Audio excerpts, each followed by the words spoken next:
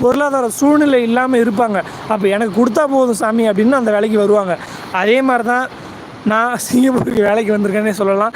நிறைய பேர் வெளிநாட்டுக்கு வேலைக்கு போகிறதும் அதுதான் காரணம்.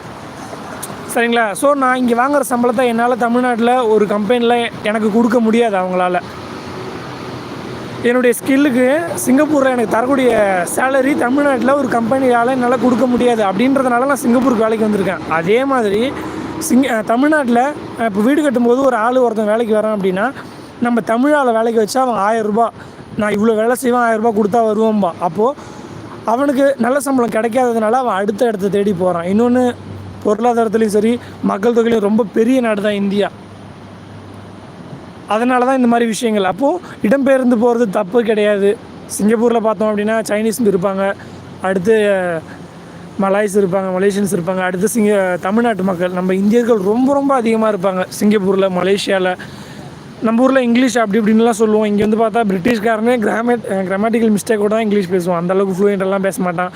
அவங்க பேசுகிற இங்கிலீஷு ஒன்றும் பாதி புரியாது. நம்ம ஊரில் சென்னையிலலாம் பேசுவோம்ல, அது மாதிரி அவங்க இங்கிலீஷில் பேசுவாங்க.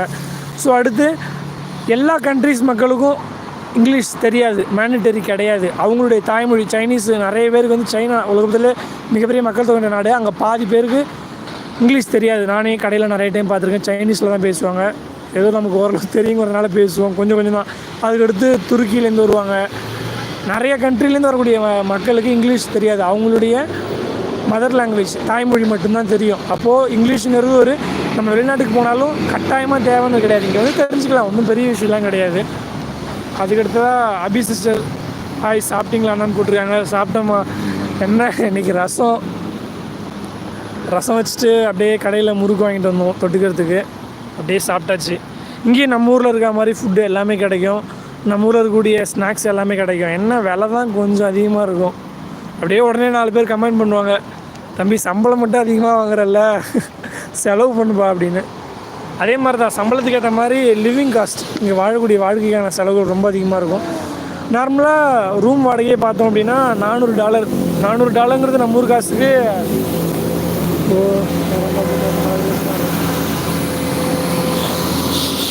ஒரு 25,000 வரும்.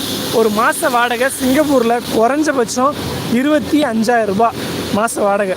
அடுத்து சாப்பாட்டுக்கு அப்படின்னு பார்த்தோன்னா அதே மாதிரி ஒரு 30,000. இல்லைன்னு கம்மியாக சாப்பிட்டாலுமே ஒரு 25,000 30,000 வந்துடும். அப்போ ரூமுக்கு சாப்பாடுக்கு மட்டுமே ஒரு 50,000 எடுத்து வைக்கணும். அப்போ சம்பளம் என்ன வாங்கினா 50,000 செலவு பண்ண முடியும்னு பார்த்துக்கோங்க. அது இல்லாமல் முடி வெட்டுறது இருக்குது. முடி வெட்டினாலே 600 700 வரும். அதுக்கடுத்து தான் இங்கே சண்டே சாட்டர்டே அப்படின்னா சும்மா கடையில் போய்ட்டு ஒரு பிரியாணி சாப்பிட்டாலே அது ஒரு 600 700 வரும். அடுத்து நம்ம போடக்கூடிய ஸ்லிப்பரு, ஷூ, இந்த மாதிரி நிறையா இருக்குல்ல செலவுகள். அது மாதிரி ரொம்ப அதிகமாக தான் இருக்கும் சிங்கப்பூரில். வீட்டுக்கு போயிட்டீங்களான்னா நம்ம ரூம் வந்து இங்கே பக்கத்தில் தான் இருக்குது. நான் வந்து இப்போ ஒரு சிட்டியில் தான் தங்கியிருக்கேன், அதனால் பிரச்சனை இல்லை.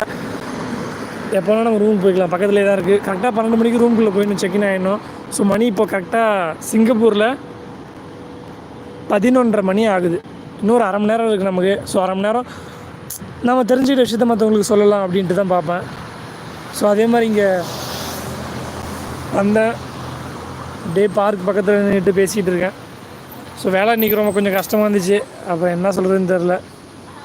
அதுதான்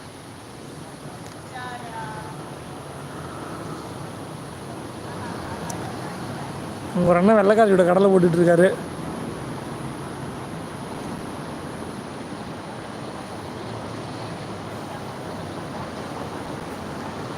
சரி வேணாம், நம்ம எதுக்கு அதை பார்த்துக்கிட்டு.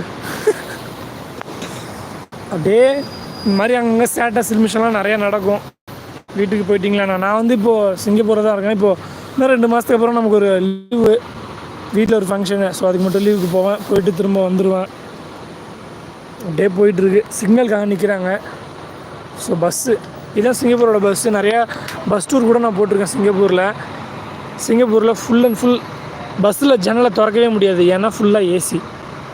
அதனால் ஜன்னல் திறக்க முடியாது. 2 எக்ஸிட் இருக்கும். ஃப்ரண்ட்டில் மட்டும்தான் உள்ளே போகலாம், பேக்கில் மட்டும்தான் வெளியே வரலாம். உங்களுக்கு வாய்ப்பு கிடைச்சா சிங்கப்பூருக்கு வேலைக்கு வாங்க. சிங்கப்பூருக்கு வேலைக்கு வந்தால் தான் பிழைக்க முடியும் அப்படிலாம் ஒன்றுமே கிடையாது. இங்கே வந்து உருப்பிட்டவங்களும் இருக்காங்க, உருப்பிடாமல் போனவங்களும் இருக்காங்க.